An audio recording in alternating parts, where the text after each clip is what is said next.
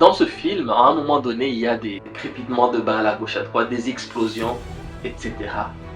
Mais ce qui est fou, c'est que nous regardions ce film et nous ne nous rendions pas compte en fait que c'était déjà en train de se reproduire dans notre réalité.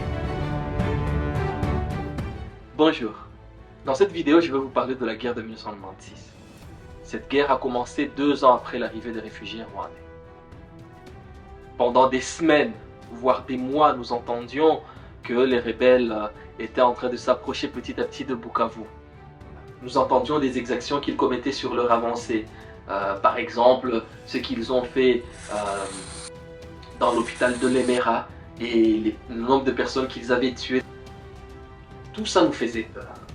Mais nous n'entendions pas ce qu'ils atteignent la ville de Bukavu aussi vite.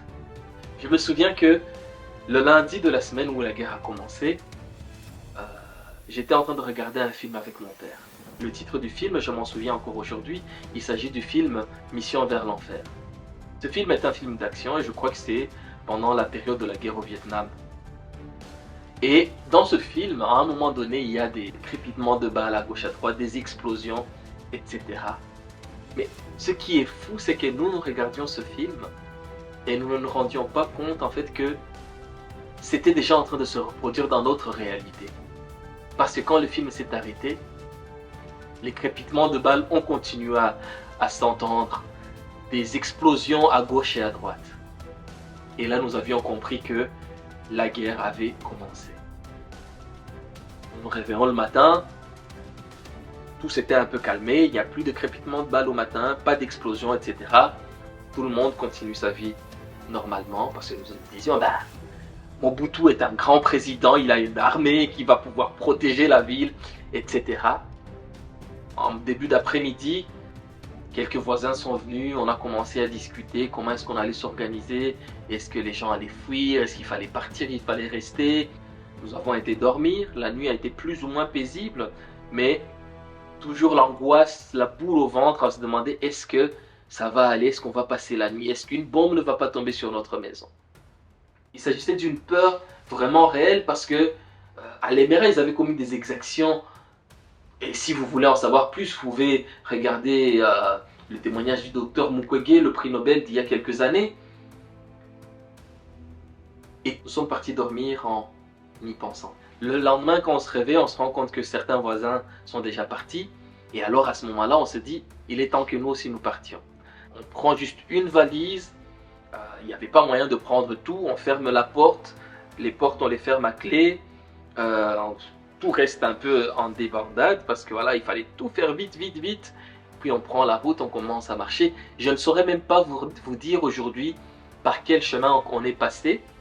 J'ai encore quelques images dans ma tête, mais voilà, nous partons.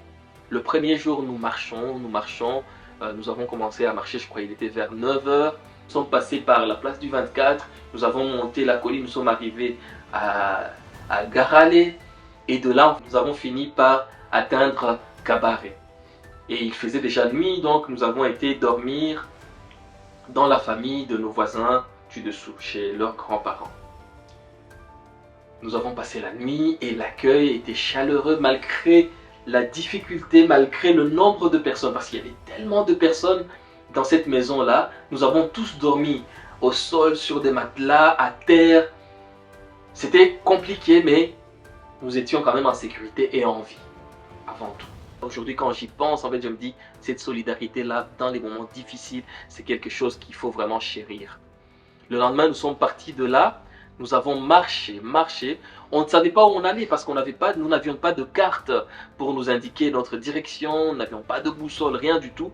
Nous avancions, on posait des questions. Tiens, c'est comment pour aller dans tel village? Parce que nous savions qu'une fois arrivés dans ce village-là, nous pourrions encore marcher pour finir par arriver à notre destination. Nous étions en train de marcher et là, on se rend compte que voilà, le soleil commence à se coucher. Mais nous ne sommes pas arrivés à notre destination. Le stress qui commence. Le stress. Et nous voyons à ce moment-là une maison isolée quelque part dans un coin. Mais à ce moment-là, nous ne pouvions pas faire autrement. Nous allons, nous frappons à la porte. Voilà, nous sommes en train de fuir la guerre. Nous venons de Bukavu. Nous sommes en train de diriger vers Kalole. Est-ce que vous pouvez nous héberger pour la nuit? d'une gentillesse extrême, cette famille. Ah, quand j'y pense aujourd'hui, je me dis waouh, d'une gentillesse extrême, ils nous accueillent, pas de soucis, ils nous accueillent chez eux, ils nous donnent de quoi manger, ils nous donnent où dormir, etc. Nous dormons et le lendemain matin, nous nous réveillons en route pour la destination finale. Et ça nous a pris, je crois, l'avant-midi. Enfin, nous arrivons chez la tante de ma mère qui habitait à Kalolé, à Walungu. C'était quelque chose. 3 jours de marche. Même ma petite sœur qui avait 5 ans à l'époque, elle a fait 3 jours de marche. Des fois, quand j'y pense, je me dis, c'est quand même fou. À quel point, pendant des moments de stress, nous pouvons déplacer des montagnes. Une fois que nous sommes arrivés là-bas, les gens ont commencé à tomber malades parce que nous ne sommes pas habitués à la nourriture, nous ne sommes pas habitués à l'eau qu'ils buvaient, etc. Ma mère a même failli mourir pendant cette période-là parce qu'elle a failli être emportée par un torrent. C'est toutes des choses. Et aujourd'hui, quand je regarde en arrière, je me dis, waouh, nous avons vraiment vécu quelque chose et nous sommes partis de loin. Après, bien entendu, nous sommes restés là 3 jours, si je me souviens bien. Le samedi, si j'ai bonne mémoire, mon papa est reparti. Mon papa a dû repartir, mais il m'a pris, moi et ma petite soeur qui vient juste après moi. Comme ça, il pouvait voir comment ça se passait. Est-ce que notre maison avait été détruite? Est-ce qu'on avait été victime de pillage, etc. Donc, nous sommes rentrés. Le trajet que nous avions pris, le trajet pour lequel nous avions pris 3 jours, c'était un trajet en fait qui en temps normal se faisait en une demi-journée. Nous avons marché, nous sommes rentrés à pied, nous avons marché et mon papa nous a laissé, ma petite soeur et moi, chez ma grand-mère, un peu en dehors de la ville. Il est arrivé à la maison, ils avaient essayé de forcer la porte pour piller tout ce qu'il y avait dedans, ils n'ont pas réussi à rentrer. Et même une anecdote, ils étaient en train de dire, ah, vous voyez ce truc là, c'est parce que c'est des sorcelleries qu'ils ont, c'est pour ça que nous n'arrivons pas à entrer dans la maison. Et et une fois qu'il avait vu que tout allait bien, il est venu nous récupérer, ma soeur et moi. On est redescendus et après il a envoyé un messager pour dire à ma mère et à mes autres sœurs en fait qu'elles pouvaient rentrer à la maison. Et quelques jours après, elles sont rentrées à la maison. Et quand je pense à ces événements, à tout ce qu'on a vécu, parce qu'il y a plein d'autres personnes qui ont dû faire le trajet Bukavu-Kinshasa, Bukavu-Kisangani-Kinshasa à pied. Vous imaginez, sur la route, ils n'avaient rien à manger. Et alors à ce moment-là, ils essaient de se débrouiller pour manger les feuilles qu'ils trouvaient dans la forêt, pour manger des fruits, sans savoir si c'était des fruits comestibles, si c'était des feuilles qu'on pouvait manger. Et c'est là en fait je me dis, j'ai toutes les raisons d'être reconnaissant, d'être encore en vie, d'être encore qui je suis.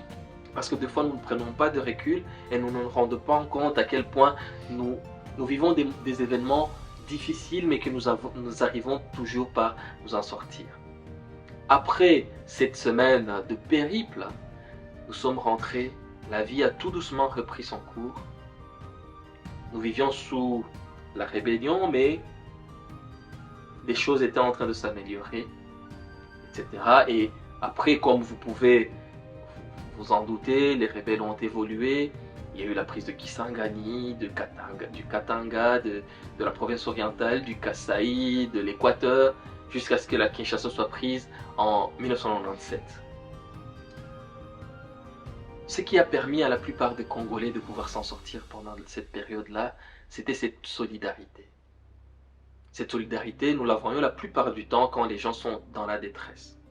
Même si les choses ont peut-être changé aujourd'hui parce que chacun veut pouvoir s'en sortir d'abord lui, mais je pense qu'il y a toujours cette force solidaire qui est toujours présente dans la vie des Congolais.